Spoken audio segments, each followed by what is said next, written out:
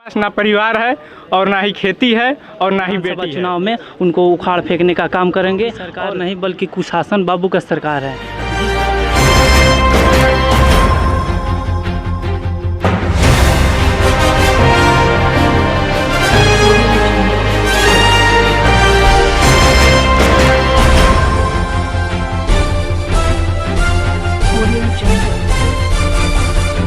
पहुंच चुकी है मुतियारी के एसएस कॉलेज में। चलिए आज बात करते हैं यहाँ के छात्रों से। भगवान बरसा चच्चा क्या बनेगी सरकार, चलिए पूछते हैं सुशासन बाबू की सरकार कैसी है।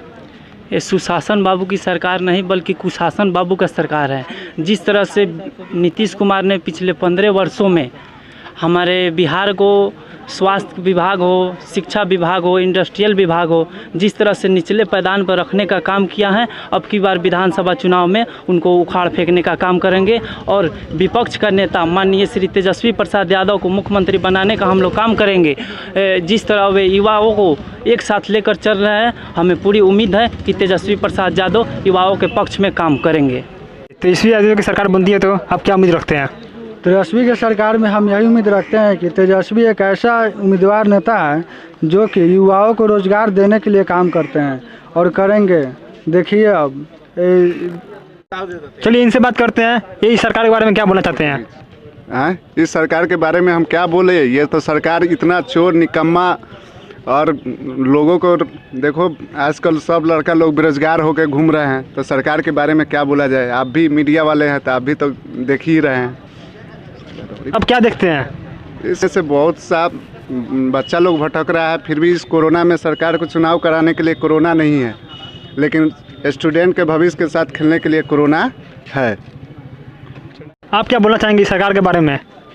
देखिए, ये सरकार जो है ये युवा का सरकार नहीं है और ना ही ये किसान का सरकार है।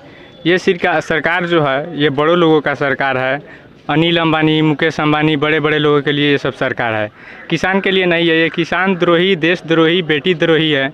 आप लोग फिलहाल में सुने होइएगा कि बोलते हैं कि बेटी पढ़ाओ बेटी बचाओ। ये बेटी पढ़ाओ और बेटी बचाओ नहीं बोलते हैं, ये बोलते हैं कि अपना बेटी का स्वयं रक्षा करो। ये सरकार आपका बेटी का या आपके परिवार का रक्षा नहीं करेगी। ये सरकार के पास ना परिवार है और ना ही खेती है और ना ही बेटी है। ये सब जो है वो सन्यासी है, ये सब वन और पर्वत पर रहने वाले लोग हैं। ये सरकार में बैठकर और ये बीजेपी के जो सरकार है ये किसान द्रोही है, देशद्रोही है। ये सब बेचने का काम करते हैं। ये सब कुछ धीरे धीरे आप लोग देख रहे हैं कि ये बेचने का काम करते हैं। ये बोलते हैं कि कांग्रेस ने 70 साल में क्या किया। आप लोग ये भी देखे हुए कि कांग्रेस ने 70 साल में जब कुछ नहीं किया है, ये बीजेपी के सरकार जो बेच रही है वो कहाँ से लाए हैं। आप लोग से हम ये पूछना चाहते हैं कि बीजेपी की सरकार जो बेच रही है वो कहाँ से लाए हैं। क्या अपने घर से रेलवे बनवाए थे या बीएसएनएल अपने घर से लाए थे जो बेच दिए। अभी फिलहाल में देख रहे हैं कि डीजल पेट्रोल ये सब दाम है। ये सब क्योंकि किसान के यूज के लिए है। ये खेती करने में किसान को डीजल यूज करना पड़ता है 82 रुपये लीटर, 80 रुपये लीटर खरीद के। ये तो अनिल अंबानी, मुकेश अंबानी नहीं कर रहे हैं। उनके पास तो बहुत ज़्यादा पैसा है, ये तो खरीद सकते हैं, उनके पास पावर है। लेकिन किसान तो है, कहाँ से खरीदेंगे। 10 रुपये केजी अनाज है अभी, वहीं सरकार के घर में जाती है तो वहीं हो जाएगी 30 रुपये केजी। और जो देख रहे हैं आलू जिस समय किसान के खेत से निकलता है उस समय 10 रुपये, 5 रुपये, 8 रुपये का रेट रहता है। लेकिन अभी जब किसान से बाहर हो गया है तो अभी 40 रुपये का रेट हो गया है, जो किसान या गरीब भाई नहीं खा सकते हैं। ये सिर्फ बड़ों लोगों के लिए बन गया है। ये किसान बड़ों का है और ये सरकार जो है वो बड़ों आदमी क्या है। कॉलेज के छात्र संघ आशीष कुमार यहाँ पे हैं, चलिए उनसे बात करते हैं, वो क्या बोलना चाहते हैं। आप इस सरकार के बारे में क्या बोलना चाहते हैं। इस सरकार के बारे में क्या कहा जाए, जो भी कहा जाएगा एक अलग ही मायना रखता है। ये जो सरकार है छात्र विरोधी है, किसान विरोधी है, साथ ही साथ बहुत सारे युवाओं को बेरोजगार करने का काम की है। बेरोजगार करने का काम तो कर ही रही है, साथ में जो रोजगार में है उनको भी उसको रोजगार से भी दखल करने का काम करती है सरकार।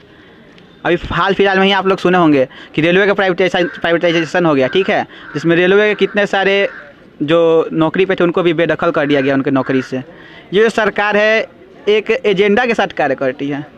कार्य तो करती है पहले, लेकिन उसके बारे में पहले बता के देती है लोगों कि हम ये कार्य कर रहे हैं। अभी शुरू में उन्होंने अपना नारा दिया था एक कि मैं भी चौकीदार। मैं आपको बताना चाहता हूँ कि उन्होंने आपकी सोच को छोटा करके रखा था आपको कि आप चौकीदार ही बन सकते, उससे ज़्यादा आपकी सोच नहीं कर सकते हैं। वो क्यों नहीं बोले कि मैं भी DA, मैं भी SP, मैं भी इंजीनियर, मैं भी डॉक्टर। वो आप लोगों को चौकीदार ही रखना चाहते हैं।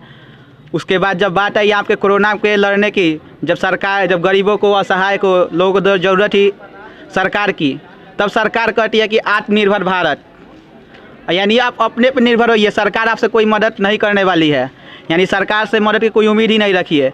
ये सरकार एक एजेंडा बनाकर गरीबों, असहाय और लोगों पर एक ऊपर से दबाने का काम कर रही है, कुचलने का काम कर रही है।